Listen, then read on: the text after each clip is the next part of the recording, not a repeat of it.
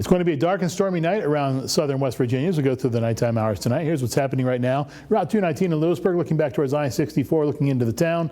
And dark clouds are sitting over here on the right-hand side of the screen as I look at it, and they're going to continue to make their way into the region and eventually through the region with some strong to severe thunderstorms attached. Live Doppler radar looks like this. Of course, there's that warning that we were talking about right on the edge now of McDowell County, Wyoming County rather.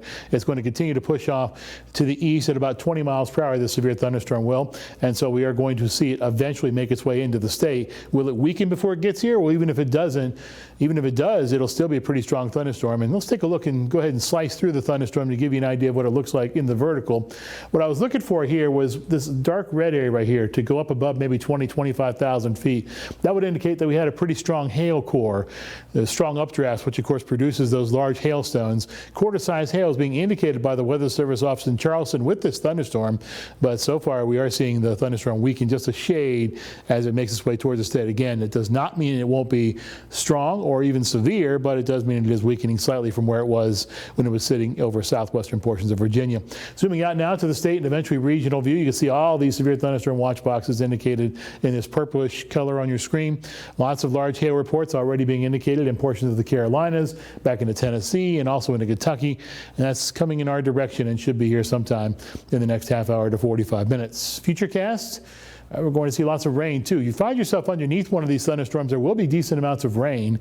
It'll happen in a fairly short amount of time, so watch out for ponding of water on the roads, standing water in places that tend to have water issues when you have heavy amounts of rain in short amounts of time. And by the Friday evening, we're beginning to see those showers make their way out of the region, and eventually we see a fairly clear weekend. That'll be nice after these showers and thunderstorms that we'll experience tonight and the rain that we'll get early in the day tomorrow.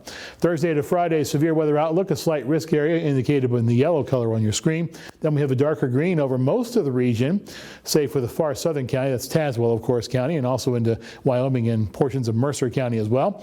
That's the area that has the marginal risk for severe thunderstorms.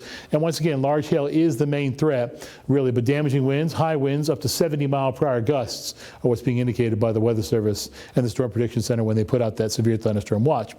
Aches and pains forecast, well, at least it won't be too bad in terms of the aches and pains until you get to later on. We'll have a couple of other systems make their way into the region. That will, of course, give us a better chance for some aches and pains. We see those low pressure centers make their way towards and eventually through the area.